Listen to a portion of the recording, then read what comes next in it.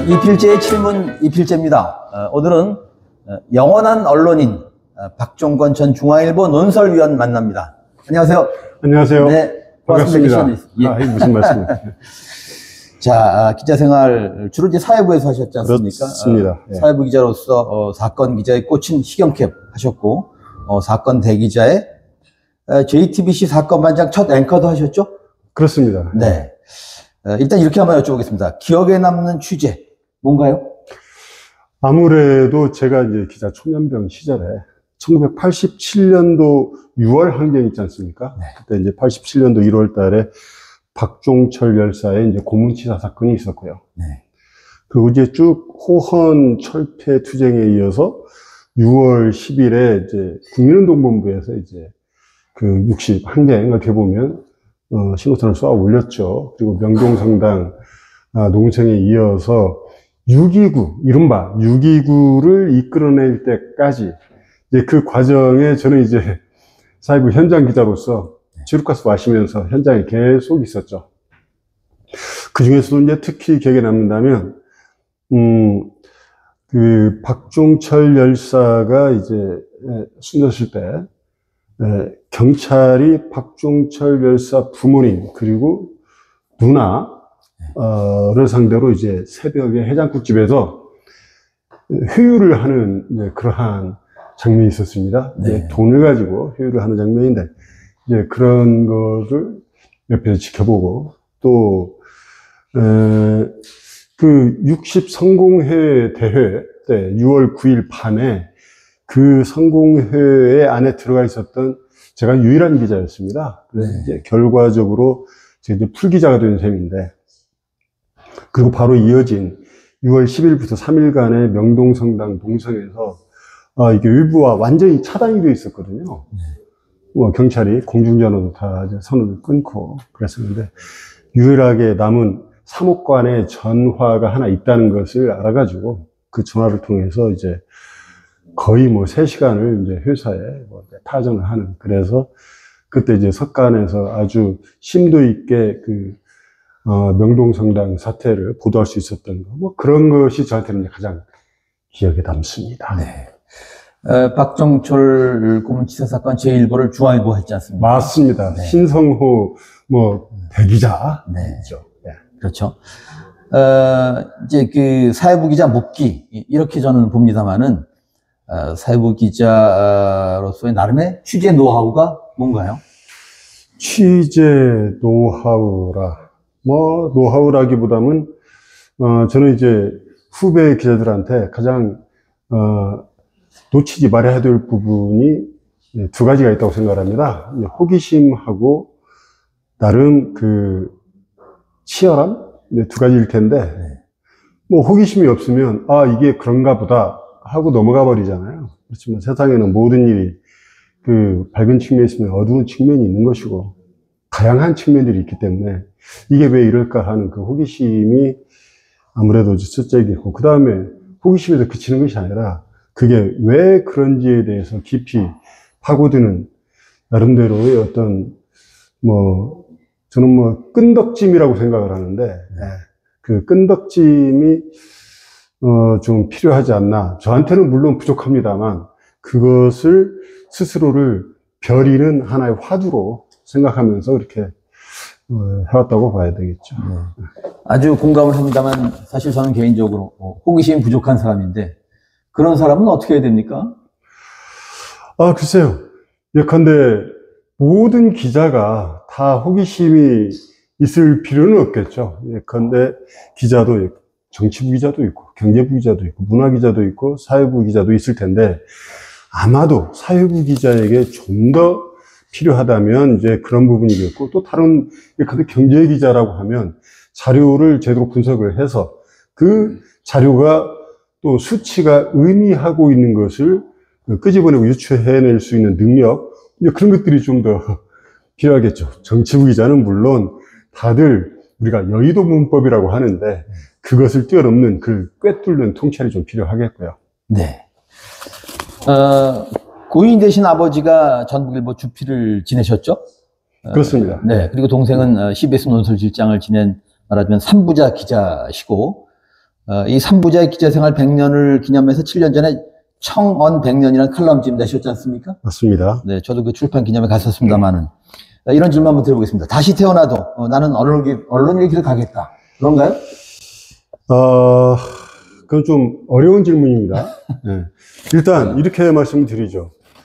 저는 아들과 딸이 있는데 둘 다 언론과는 완전히 거리가 좀 멉니다. 네. 물론 제 동생, CBS 논설실장 거쳤던 제 동생의 아들은 네. 대학에서 미디어 커뮤니케이션을 전공을 한 터수니까 그렇군요. 앞으로 언론 관련해서 어떤 일을 하게 될지 잘 모르겠습니다. 네. 아마 이제 선부자 기자였다면 3대 언론이 나올 수도 있겠네요. 그렇죠. 네. 잘하면 예. 조카가 예. 이제 언론계에 투신을 하게 되면 이제 3부자 기자에 이어서 3대 언론인이 나오겠습니다. 근데 저는 제가 원래 그렇게 기자를 하고 싶다는 생각이 없었기 때문에 기자는 안 하고 싶었는데 살아왔던 환경이라든가 굳이 DNA가 있다고 한다면 아마 그런 DNA가 저를 기자로 이끌었을 따름이지 제가 기자의 가장 최적이냐 아니면 정말 어릴 때부터 하고 싶었던 직업이냐 꼭 그런 것은 아니었거든요. 그래서 다시 태어난다면 좀 더 다른 일을 하고 싶습니다. 다만 기자를 하게 된다면 어쩔 수 없이 또 흘러서 기자를 하게 된다면 좀 더 지금보다는 좀 더 스마트하고 좀 더 치열한 그런 기자가 되고 싶습니다. 네. 그러면 가지 않은 길이 있으시겠습니다? 네. 어떻게 보면 저는 가지 않은 길이 과연 있나 싶을 정도로, 왜냐하면 제가 젊을 때 꿈이 대학 교수였거든요. 학문하면서 그 후학들을 가르치는 거였는데 묘하게 제가 언론사에서 정년 퇴직한 이후 네. 거의 8년을 이 대학 저 대학에서 네. 어떤 때는 정식 교수로, 어떤 때는 겸임 교수, 초빙 네. 교수로 해서 후학들을 계속 접할 수가 있었습니다. 그래서 저의 바람까지 이루어졌기 때문에 그 이후에는 제가 별로 생각해 본 적이 없어서 글쎄요. 네. 저로서는 이 질문에 가장 공을 들였는데 말이죠. 찐팬이 많은 칼럼니스트입니다. 그럼 과찬이죠, 과찬. 아니, 제가 실제 만난 사람도 있습니다. 그런데 김영민 서울대 교수의 스타일로 질문을 드린다면 칼럼이란 무엇입니까? 칼럼은 어떻게 잘 쓸 수 있죠? 칼럼이란 무엇이냐, 칼럼을 어떻게 잘 쓸 수 있느냐라고 하는 것은 사실은 저보다는 더 훌륭한 그런 칼럼니스트들한테 질문하시는 게 적절한 대답을 구할 수 있으리라 저는 그렇게 생각을 하고요. 다만 제가 생각을 한다면 제가 칼럼을 쓸 때 생각하는 건 무엇을 쓸 것이냐, 저는 이제 그런 생각을 좀 해봅니다. 무엇을 쓸 것이냐.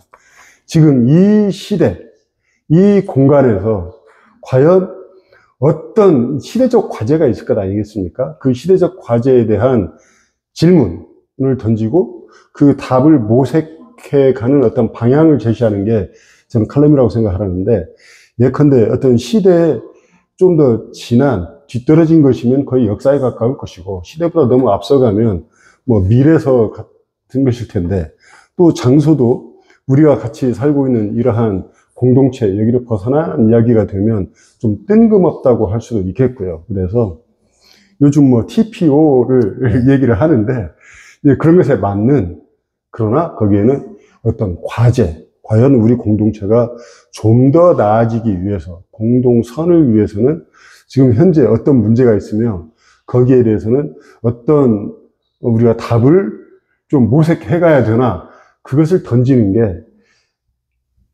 제가 생각하는 이제 칼럼의 가장 중요한 그런 네. 의의라고 생각합니다.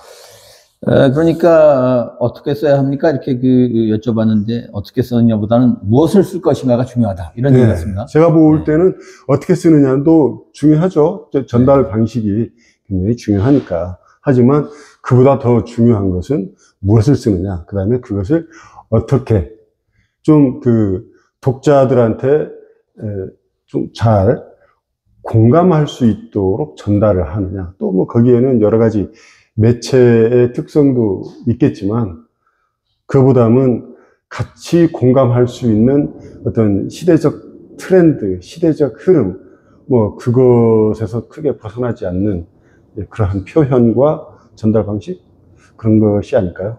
예. 사학도 출신의 언론인으로서 기자협회 수석 부회장, 또 아까 계신 대로 두 대학에서 이제 언론학 네네. 가르치셨고, 지금도 내일신문 등의 그 칼럼을 쓰시지 않습니까? 네네, 그렇습니다. 청원 100년 그런 책 내셨습니다만, 한국 언론이 이른바 맑은 말을 하고 있다고 보십니까? 나가서 언론의 정도가 뭐라고 보시나요? 맑은 말, 언론의 정도. 사실 언론의 정도라고 하면 누구나 뭐 말할 수 있는 것이지만, 맑은 말은 좀 더 약간 이제 비유적인 표현이라서 좀 어려운 얘기를 한데, 제가 요즘 주목하고 있는 것은 따옴표 저널리즘이라고 하는 겁니다. 그건 이제 맑은 말이 아니라 그야말로 어떻게 표현해야 될까요? 그 따옴표 저널리즘은 어떻게 보면 무책임한 저널리즘과 저는 이제 맥이 통한다고 생각을 하는데요. 누가 뭐라고 말했다, 누가 뭐라고 말했다 라고 그냥 전달하고 마는 것은 그 말이 정말 진실성이 있는지, 사실과 부합하는지, 이런 것들을 검증할 책임이 기자한테 있는데, 그 검증 책임을 회피하고 누가 말했다, 사실이죠. 누가 말한 것은 사실이지만 그 사실이 진실의 모습을 갖추려면 좀 더 좀 더 깊이 있는 접근과 균형 잡힌 시각이 필요하다고 생각합니다. 예컨대 어떤 사람에 대해서 우리가 묘사를 할 때 그 사람이 장점 5가지와 단점 5가지가 있다고 하면, 장점 5가지만 이야기를 하면 아마도 이 세상에 이러한 훌륭한 뭐 천사가 있어, 예컨대 그렇게 생각을 할 것 같고, 단점 5가지만 이야기를 하면 이런 악마 같은 사람이 있다니 이렇게 이제 받아들이게 될 텐데, 사실 전달자는 팩트를 얘기한 거잖아요. 장점 5개, 또 단점 5개, 팩트만 이야기를 한 것인데, 그러나 그게 진실에 부합합니까? 그래서 팩트라고 하더라도 그것이 진실의 모양을 갖추실 수 있도록 균형이 필요하다라고 하는 게 제 생각입니다. 요즘 뭐 누가 팩트 퍼스트, 물론 팩트 중요하죠. 그러나 그 팩트에 대한 평가와 좀 더 이제 그 다양한 팩트, 이런 것들이 필요하겠죠. 그런 점에서 요즘 뭐 정치인들, 또 내지는 뭐 다른 어떤 사람들도 뭐 이러저러한 자기 의견, 아니면 사실 자기 의견을 다수의 의견인 것처럼, 아니면 이미 정립된 그러한 의견인 것처럼 이렇게 얘기하는 것을 그대로 따옴표로 전달하고 많은 것은, 그것은 저는 저널리즘이라고 생각하지 않습니다. 네. 그러게요. 뭐 3인송우라는 말이 있듯이 많은 미디어들이 그렇게 따옴표로 인용을 하다 보면 그게 그 진실처럼 받아들이지 않겠습니까? 독자의 그러니까 말이죠. 예, 알겠습니다. 덧붙여서 언론의 길, 언론의 정도, 이런 얘기를 좀 구현하실 수 있습니까? 언론의 정도, 우리가 이제 언론을 말할 때 제4부다라고 하는 그런 것이 있는데, 이제 그것은 어떻게 보면 감시와 견제, 그것 아니겠습니까? 네. 감시와 견제의 대척점에 있는 것이 일종의 뭐 애드보커시 저널리즘 비슷하게 대변하거나, 또 아니면 어떤 좀 좀 편향된 시각에서 계속 그것을 증폭시키거나, 그러면 그것은 안 된다라고 하는 것을 누구나 다 알겠죠. 알겠는데, 그러지 못하는 것은 뭐 개인적인 욕망이 너무 지나치게 투영되어 있거나, 아니면 저널리즘에 종사하는 그 자체를 좀 더 고민하지 않고 하나의 어떤 뭐 돈벌이 수단, 직업인, 이런 식으로 스스로를 너무 좀 낮추는 뭐 그런 것 아닌가 싶기도 하고요. 네. 자, 많은 기사를 쓰셨는데 기자로서 나의 대표작으로 뭘 꼽으시겠습니까?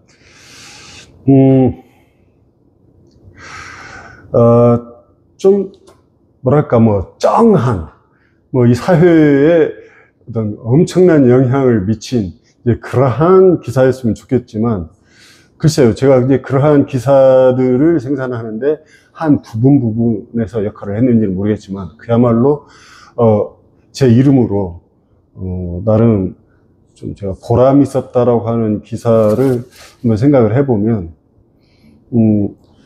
해마다 석탄일, 그러니까 부처님 오신 날에 이제 한강에서 방생이라고 하는 것이 이루어졌습니다. 남대문 시장에 가보면 이제 비닐봉지에 이러저런 물고기 뭐 자라 넣어서 팔기도 하고, 그럼 그 사다가 이제 풀어주고 하는, 이게 이제 해마다 이루어졌었는데, 제가 그 문제점을 그러한 방생이 한강의 수중 생태계에 미치는 영향, 이것에 대한 연구를 하시는 분이 있어서 그렇게 해서 추적을 해서 그해 그 부처님 오신 날 한 일주일 전쯤에 좀 또 회사에서도 그걸 잘 받아줘서 사회면 톡박스로 보도한 적이 있었죠. 그러자 조계종에서 바로 광나루에서 해마다 행해지던 그 방생을 중단했습니다. 그래서 이제 지금까지도 중단하고 있는, 그래서 어떤 방생이 가지고 있는, 물론 뭐 숭고한 뜻도 있습니다만, 그것이 현실적으로 가지고 있는 어떤 환경, 생태에 대한 악영향, 내지는 어떤 가면, 이제 이런 것으로부터 자유로울 수 있는 그런 삶을 만들었다. 좀 작은 기사지만. 아니, 작은 기사가 아닌데, 그러니까, 제가 생각할 때 그 좋은 기사라는 게 결국 정책도 바꾸고 사회를 바꾸는 건데, 말하자면 사회를 바꿔놓은 기사. 아닙니까? 그렇다면 또 아주 작은 것도 하나 있는데요. 네. 예전에 이제 지금도 그렇습니다만, 과속, 단속 카메라는 어떻게 보면 운전자들이 가장 경계하는 그거 아니겠습니까? 근데 이제 시골에 보면은 뭐 시속 50km, 60km, 80km 이렇게 이제 제한 속도들이 있는데, 시골길은 뭐 60km 다 이내죠, 대체로. 그런데 이제 예전에는 61km만 되어도 과속 카메라 이제 단속 그 사진과 함께 딱지가 날라왔습니다. 그 너무 하지 않느냐, 이제 누가 이제 옆에서 말하는 게 있어서, 제가 그래? 그렇다면 과속 단속 카메라가 과연 얼마만큼 정확하냐. 그래서 좀 취재를 해보니까 납품을 받는 기준이 있더라고요. 네. 기준이 허용 오차가 플러스 마이너스 5%예요. 네. 그렇다면 제가 생각을 했죠. 60km면 시속, 네. 플러스 마이너스 5%면 5, 6, 30, 3km까지는 그러네요. 오차 범위 내에 있잖아요. 네. 그렇다면 63km로 찍혔어도 네. 내가 사실 60km로 달렸어도 63km를 찍힐 수도 있지 않습니까? 그러네요. 네. 그걸 제가 좀 한번 보도를 사회면에 좀 크게 했어요. 네. 그랬더니 그날 경찰청 전화에 불이 났다고 합니다. 왜냐하면 예컨대 61km, 62km, 63km로 딱지 날아온 사람들이 적지 않을 테니까요. 네. 그래가지고 이제 범칙금을 다 벌금을 내게 되지 않습니까? 네. 그때 저희 신문사에도 전화가 많이 왔었는데, 그러다 보니까 처음에는 이제 10% 이내는 뭐 단속을 하지 않는다고 하다가, 요즘 제가 알기로는 10km까지는 뭐 계도성 뭐 네. 이렇게 하는 거고, 그걸 넘어야 뭐 단속하는 것으로 그렇게 돼 있어서, 이게 운전자들한테 좋은 것일지 네. 나쁜 것일지는 저는 잘 모르겠습니다. 네. 뭐 좋은 기사 같습니다. 신문 기자 출신이시지만 이제 방송에도 종사를 했고, 또 일간 스포츠 편집인 등으로 언론사 경영에도 참여를 하셨습니다.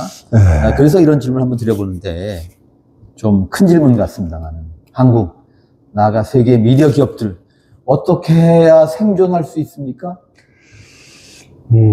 사실 그걸 알면 제가 지금 이제 미디어 업계의 어떤 혁신의 아이콘으로서 뭐 할 수도 있을 텐데, 그럼에도 불구하고 제가 생각하는 것은 기본은 있습니다. 예컨대 예전에 신문에서 방송 시대로 넘어갔을 때, 이제 신문은 죽었다. 방송에서 인터넷으로 넘어갔을 때, 방송은 죽었다. 뭐 인터넷에서 모바일 시대로 넘어왔을 때, 인터넷이 끝나지 않았느냐. 하지만 모든 것이 나름대로 공존하면서 지금 있지 않습니까? 실은 중요한 것은 어떤 그 뉴스를 전달하는 윈도우, 창은 여러 가지가 되겠지만, 그 안에 담고 있는 콘텐츠라고 요즘은 주로 말을 하죠. 뉴스 같은 뉴스 콘텐츠가 얼마나 진실에 부합하냐. 우리가 예전에 이제 정치의 가장 큰 그 존립 근거는 무신분립해서 믿음이 가장 중요하다고 하지 않습니까? 신문, 방송, 뭐 할 것 없이 모든 뉴스를 다루는 미디어의 첫 번째 가치, 덕목, 그것은 저는 신뢰라고 생각합니다. 그것을 신뢰를 잃어버리면 그냥 뭐 종이 부스러기, 뭐 전파라면 잡음, 인터넷이라면 어뷰징, 뭐 그런 것에 불과하겠죠. 그래서 아마도 신뢰를 담보할 수 있다면 누구라도 믿는 그러한 뉴스 콘텐츠라면 그것이 방식이 어떻게 됐든 저는 존속할 수 있으라고 생각하고, 다만 방식은 어떤 것이 효율적이냐라고 하는 측면들이 있겠습니다. 예컨대 신문은 집에서 보기에는 좀 효율적일 수 있지만 찍어서 배달하는 데까지가 이제 굉장히 비용이 많이 드는 그런 구조잖아요. 네. 그렇지만 또 보기에는 또 일별하면서 보기에는 아주 또 좀 편리한 그런 측면이 있고요, 아직까지.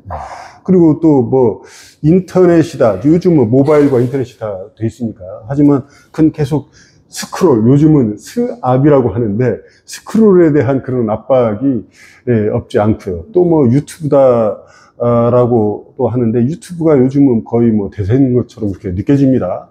하지만 거기도 요즘은 어떤 자기가 뭐 구독해서 보는 이제 그런 것만 보다 보면 결국 우리가 뭐 챔버 효과라고 하는데, 한 방 안에서 자기가 뭐 똑같은 내용만 어떤 메아리처럼 그 듣는, 요즘 알고리즘이 그렇지 않습니까? 제가 어떤 것을 좀 보다 보면 그와 비슷한 것을 계속 옆에 노출을 시켜주기 때문에 결과적으로 제가 몇 번 클릭하고 제가 좀 관심을 보였던 그러한 쪽의 뉴스만 계속 보여주기 때문에, 혹시 그런 것이 요즘 우리 세상에서 좀 보여지고 있는 어떤 정치적 편향성, 정치적 극단성, 이런 것에도 작용하지 않나 싶어요. 그것이 본인을 위해서도 미디어를 위해서도 꼭 바람직스럽지는 않을 텐데, 그러다 보니까 이러한 세상에서 미디어가 어떻게 하면 이 미디어는 믿을만해, 나 모든 거 여기에서는 저렇게 말하고 저기에서는 이렇게 말하지만 이걸 보면은 진실을 알 수 있어, 이것만 구현할 수 있다면 형태가 어떻게 됐든 저는 그 미디어에는 존립 이유와 미래가 있다고 생각을 합니다. 네. 그러면은 미디어가 이제 생산자라고 하면은 소비자, 언론 소비자, 수용자들에게 미디어 소비를 이렇게 해보시라, 이런 조언을 주신다면? 요즘 뭐 미디어 리터러시 이 얘기를 하는데요.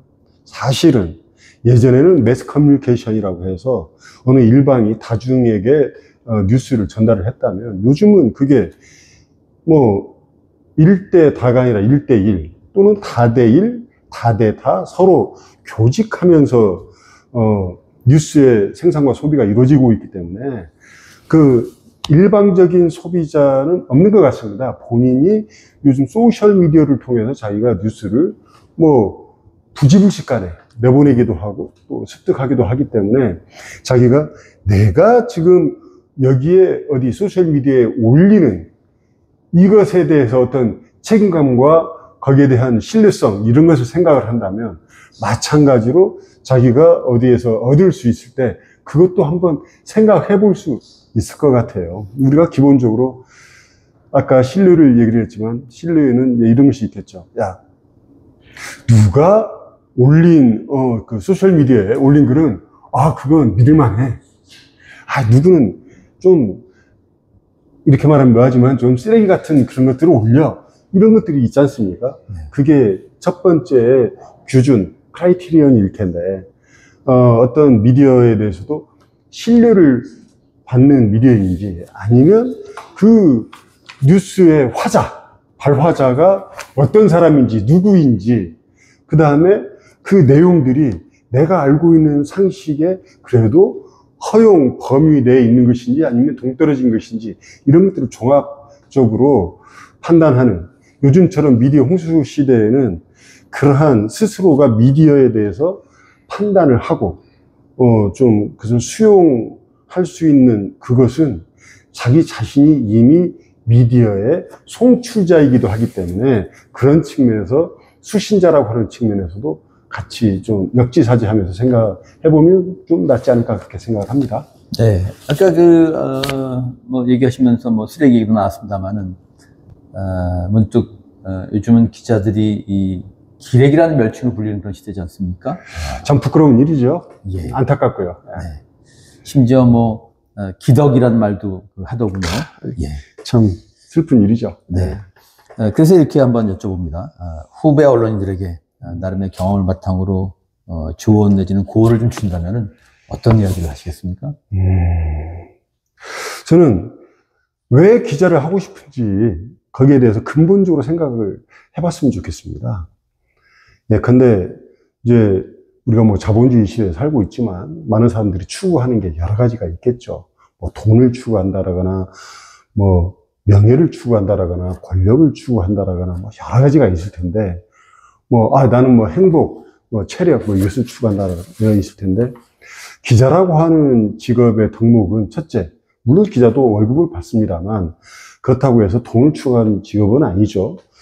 기자는 또 권력을 추구하는 직업도 아니라고 생각합니다. 권력을 기웃거리는 사람들을 우리가 폴리널리스트라고 하지 않습니까? 네. 그것도 약간은 멸칭인데 모르겠어요. 듣는 사람은 기분 좋게 들을지 모르겠지만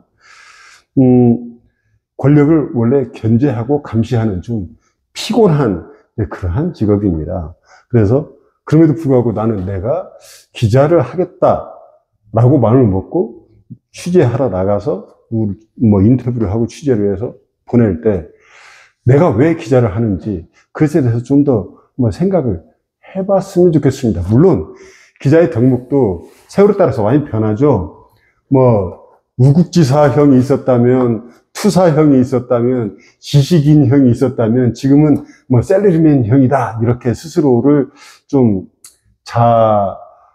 자학하기도 합니다만 그런 측면이 전혀 없는 것은 아닙니다만 그럼에도 불구하고 나는 왜 기자를 하는가 이것에 대해서 좀 더 생각을 한다면 나름대로 그 틀 안에서 어떤 보람과 자기의 그 기자로서의 의의를 좀 찾아볼 수 있지 않을까요? 예.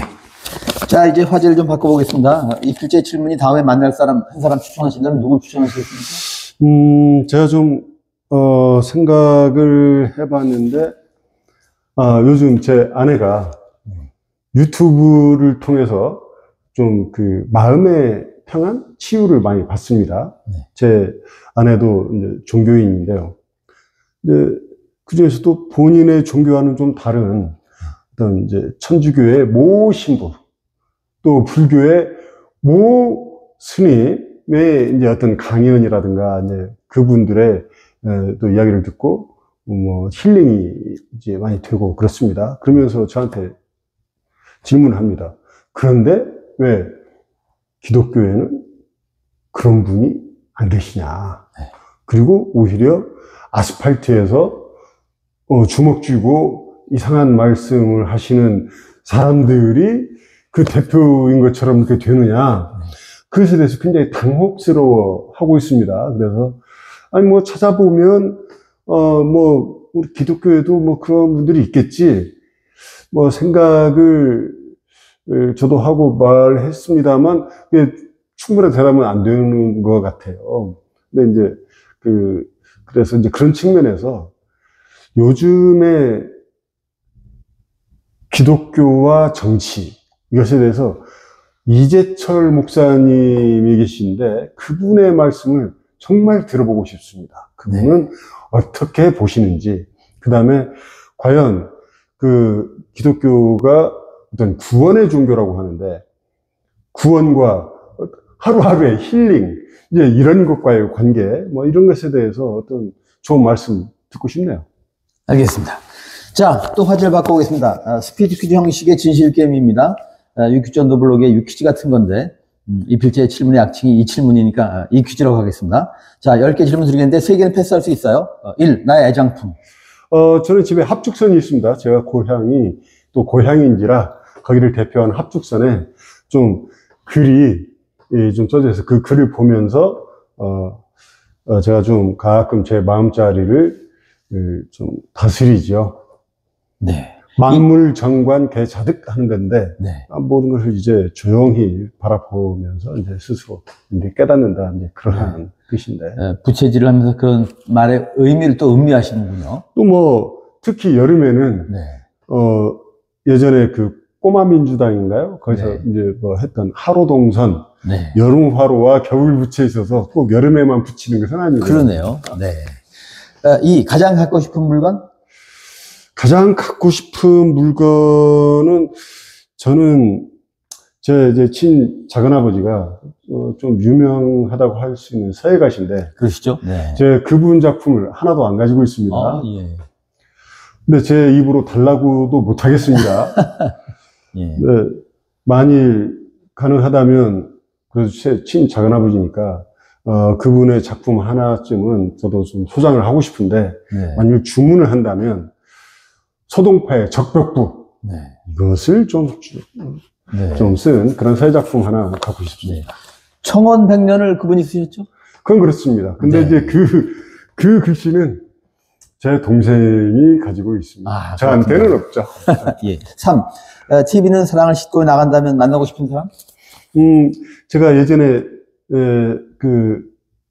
제 앨범을 들추다 보면 뭐 자주 보는 것은 아닙니다만 어쩌다 한번 앨범을 보니 제 초등학교, 그때는 국민학교라고 했는데 그 초등학교 1학년 담임 선생님하고 여선생님이신데 찍었던 사진이 있는 거예요. 네.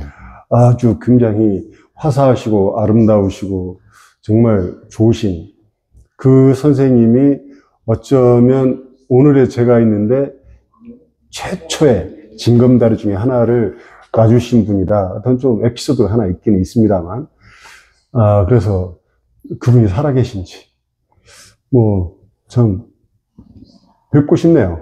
예. 4. 나의 흑역사? 흑역사가 너무 많아서 하나만 말하면 다른 것은 흑역사가 아닌 것처럼 될 것 같아서 그건 패스하겠습니다. 알겠습니다. 5. 나의 첫사랑? 첫사랑 있죠.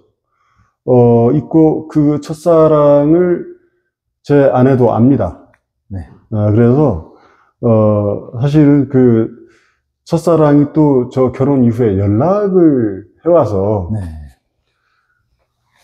같이 한번 보자 해서 제 아내와 제 첫사랑 남편 같이 한번 차를 마신 일도 있습니다. 아주 뭐랄까 희한하달까 같은 이색적인 조합이네요. 그래도 예컨대 제 첫사랑의 남자는 네.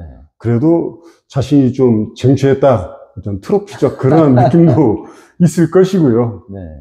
제 아내는 그래도 내가 끝사랑 아니야? 내가 찐사랑 아니야? 뭐 이럴 수도 있을 테고, 여하튼 분위기는 좋게 차 한잔 나눴습니다. 네. 이건 사실은 원수를 물어보는 질문인데요. 외나무다리에서 절대 만나고 싶지 않은 사람?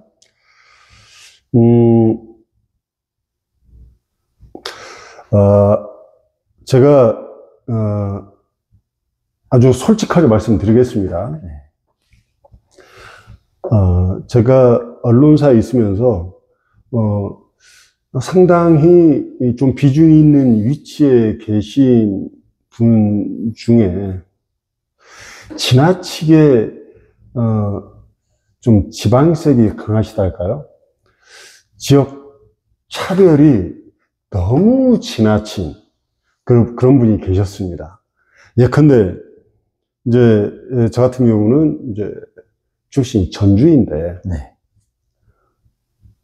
어떤 뭐 밥자리든 술자리든 이제 그런 것에 이제 느끼는 것을 굉장히 불편해하는 거죠. 근데 그것을 한 분이 저 친구는 밀양박씨야.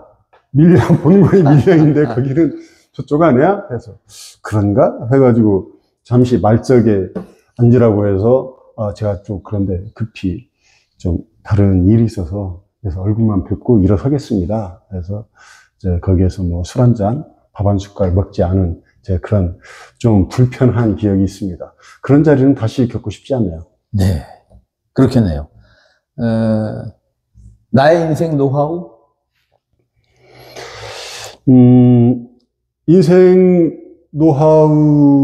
인생 노하우.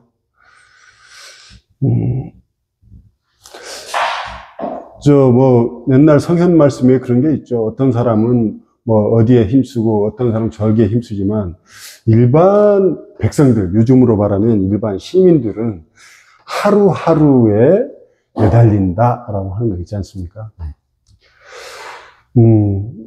하루하루에 저도 매달리죠. 하지만 이제 이런 게 있는 것 같습니다. 자신이 이제 원하는 게 있고 원하지 않는 게 있고, 그러니까 하고 싶은 게 있고 하기 싫은 게 있고, 그러나 할 수 있는 게 있고 할 수 없는 게 있지 않습니까? 가장 좋은 것은 하고 싶은데 할 수 있으면 가장 좋고, 가장 좀 불행한 일은 하고 싶지 않은데 할 수 없는, 능력도 안 되는 일을 해야 될 때가 가장 힘든 것 같아요. 이제 그 안에서 그래, 좀 힘들지만 할 수 있는 일보다 하고 싶은 일, 좀 약간 능력은 붙이더라도 하고 싶은 일을 하다가 좀 그렇게 살면 나중에 후회가 조금은 덜하지 않겠냐, 그렇게 생각을 해봅니다. 그러니까 후학들, 하여튼 후배 세대들한테도 같은 권유를 하시겠습니까? 하고 싶은 일 해봐라? 저는 제 인생은 저는 이제 그렇다고 생각하는데, 사람들마다 인생에 두는 가치 많이 좀 다르겠죠. 저는 가끔 주위에서 너 자본주의 시대에 사는 거 맞냐? 네. 아직도 혹시 조선시대, 성리학 시대에 살고 있는 건 아니냐? 이러한 비난도 가끔 듣기 때문에 제 생각이 항상 옳다고 생각지는 않습니다. 네. 나의 컴플렉스? 유형적으로는 제가 좀 키가 큽니다만, 롱허리 숏다리라고 저는 합니다. 이제 허리가 길어서 이제 소화되는 기간이 상당히 길지만 숏다리라서 생각보다 좀 성큼성큼보다는 종종걸음을 치는데, 이제 그러다 보니까 제 아이들도 이제 그 유전자를 받았든지 이제 그것을 굉장히 좀 서운해 하니까, 그래서 컴플렉스인가? 이렇게 생각을 하고 있습니다. 네. 나의 버킷리스트? 버킷리스트는 한때, 지금도 이제 언제든지 시작하면 한 발만 떼면 시작할 수 있을 것 같긴 한데, 전국에 있는 5일장을 한번 다 찾아가서 한번 취재를 해보는 겁니다. 거기에는 거기에 사는 사람들, 또 그 지역에 맞는 그런 특산물이라든가 그런 문화, 또 사람들의 삶의 형태들이 있지 않겠습니까? 그래서 한번 다 나름대로 담아보고 싶다 해서, 실은 유명한 정치인이죠. 총리를 지낸 사람이 나중에 나 좀 지금 놀고 있는데 할 만한 거 없을까? 당신이 경제통이라고 했으니 나랑 같이 그거 한번 해봅시다. 네. 나는 옆에서 좀 글을 쓰고, 네.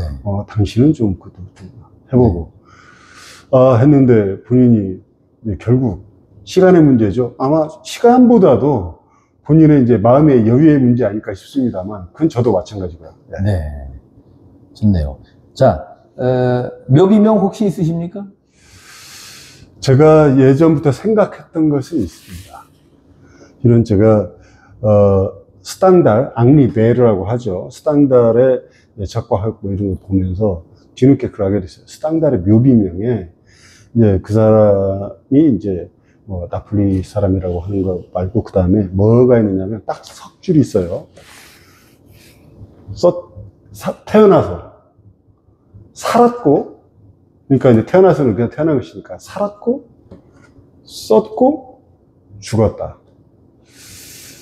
어떻게 보면 살고 죽는 것은 모든 사람의 공통적인 것이니까요. 중간에 썼다라고 하는 것에 좀 방점을 찍었을 텐데, 저는 그 점이 좀 아쉬웠습니다.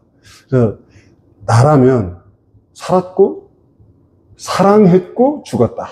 이렇게 석줄로 하고, 한 줄 더 붙인다면 나도 살았고, 썼고, 사랑했고, 죽었다. 굳이 그걸 중원본 할 필요 없이 한 줄로만 한다면 사랑했다. 네. 저는 그렇게 생각합니다. 로맨티스트시군요. 예. 그렇게 봐주셔서 감사합니다. 이필재 실문, 오늘은 영원한 언론인 박종건 칼럼니스트 만났습니다. 고맙습니다.